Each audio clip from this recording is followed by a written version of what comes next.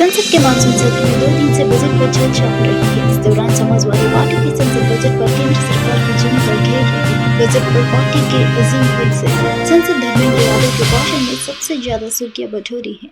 इन सब के बीच पार्टी की सबसे युवा सांसद इकरा चौधरी की चर्चा हुई। दरअसल इकरा चौधरी ने संसद में अपने पहले भाषण में अपने क्षेत्र को लेकर कुछ ऐसी मांग की जिसकी चर्चा हर तरफ हो रही है।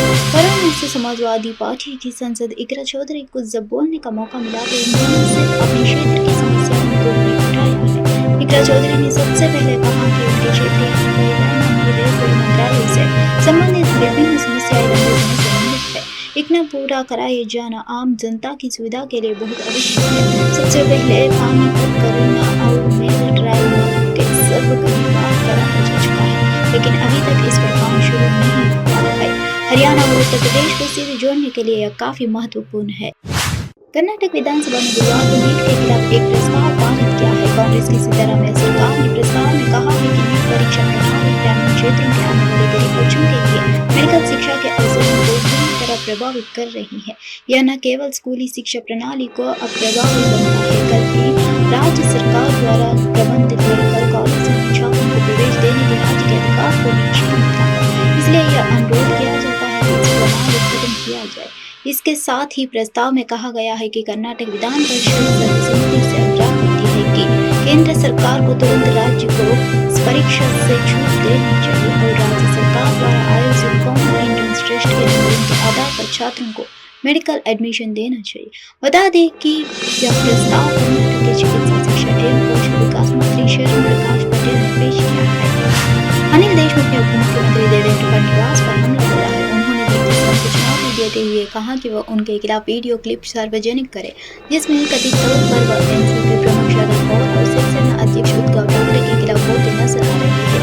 यहाँ प्रेस वार्ता में बोलते हुए देशमुख ने कहा कि फडणवीस को वीडियो क्लिप सार्वजनिक करनी चाहिए, क्योंकि मैं जानता हूँ कि उनके पास कोई नहीं है। देशमुख ने एक पेन ड्राइव में दिखाई और कहा कि इसमें फडणवीस के खिलाफ कई आरोपों का सबूत है।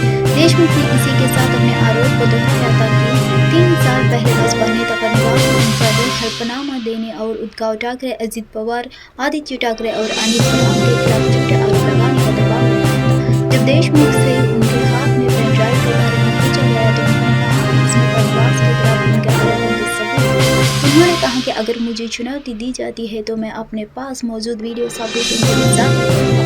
मैं बिना सबूत के नहीं बोलता हूँ। दिल्ली आबकारी नीति से जुड़े मनी लॉन्ड्रिंग मामले में गुरुवार को नई सुप्रीम कोर्ट ने मुख्यमंत्री अरविंद केजरीवाल की न्यायिक हिरासत 8 अगस्त तक बढ़ा दी है।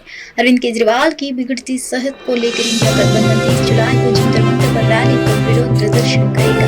कोर्ट ने इस मामले में गुरुवार को दिल्ली के पूर्व उप मुख्यमंत्री मनीष सिसोदिया, बीआरएस नेता के कविता और अन्य आरोपियों को भी न्यायिक हिरासत बढ़ा दी है। कोर्ट ने तिहाड़ जेल के अधिकारियों को 31 जुलाई 2024 को वीडियो कॉन्फ्रेंस के जरिए दिल्ली के सीएम केजरीवाल को पेश करने का भी निर्देश दिया है। सुप्रीम कोर्ट ने ईडी मामले में केजरीवाल को अंतरिम जमानत दे दी है, लेकिन सीबीआई की ओर से उनकी गिरफ्तारी के कारण वह फिलहाल तिहाड़ जेल में ही है। आम आदमी पार्टी ने भारतीय जनता पार्टी और नरेंद्र मोदी के नेतृत्व वाली केंद्र सरकार पर जेल में दिल्ली के मुख्यमंत्री के स्वास्थ्य को नुकसान पहुंचाने की कोशिश करने का आरोप लगाया है। आम आदमी पार्टी की ओर से दावा किया गया है कि सीएम केजरीवाल का वजन कम हो गया है और उनका ब्लड शुगर लेवल खतरनाक रूप से कम हो गया है, जिससे संकेत मिलता है कि उन्हें कोमा या ब्रेन डैमेज सहित गंभीर स्वास्थ्य समस्याओं का सामना करना पड़ सकता है। दूसरी तरफ बीजेपी ने आरोप लगाया है कि केजरीवाल सहानुभूति पाने के लिए जानबूझकर कम कैलोरी वाला खाना खा रहे हैं। बीजेपी नेता ने दावा किया कि केजरीवाल जनता का समर्थन पाने के लिए खुद का खाना खाते थे। नई दिल्ली आ रहे इंडिगो के एक विमान में तकनीकी करीबी आ गई है, जिस वजह से विमान समय से उड़ान नहीं कर पाया। वहीं इंडिगो की ओर से बताया गया कि जांच के बाद विमान को रवाना किया गया। बताया गया कि विमान में 200 से ज्यादा यात्री हैं, जिनमें बच्चे और बुजुर्ग भी शामिल है। 10 घंटे से ज्यादा समय से यात्री बता दें कि नई दिल्ली जाने वाली इंडिगो की फ्लाइट बुधवार को 8 बजे उड़ान नहीं भरी, लेकिन विमान में तकनीकी करीबी आने से यात्री समय से अपने गंतव्य की ओर नहीं जा सके। इस दौरान एयरपोर्ट पर यात्रियों में काफी इंडिगो की ओर से कहा गया कि विमान में तकनीकी करीबी के कारण इस्तांबुल से दिल्ली जाने वाली इंडिगो की फ्लाइट 6 में देरी देरी हुई है। यात्रियों को देरी के बारे में बताया गया है, साथ ही उन्हें जलपान भरोसा और की गई जगह प्रतिशत समय को कम करने के लिए तुरंत जरूरी इंतजाम किए गए। इंडिगो की ओर से बताया गया कि जरूरी जांच के बाद उसी विमान को गंतव्य के लिए रवाना किया गया है। मानसून के आते ही मुंबई में बारिश से हाहाकार मचा है। लगातार बारिश से जलभराव के बाद मुंबई की सड़कें 2 माह से तालाब बन गई हैं। वहीं अंधेरे सबवे को वाहनों की आवाजाही के लिए बंद कर दिया गया है। मूसलाधार बारिश ने मुंबई और उपनगरों के लिए मुसीबतें फिर से लगा दी है। शहर के कई निचले इलाकों से जलभराव की खबरें आई हैं। रात भर हुई भारी बारिश के चलते कई सार्वजनिक परिवहन सेवाएं बाधित हो गई हैं, जिससे अनगिनत यात्रियों को असुविधा हो रही है। मौसम विभाग के अनुसार आज भी अलग अलग स्थानों पर बहुत भारी बारिश की संभावना है।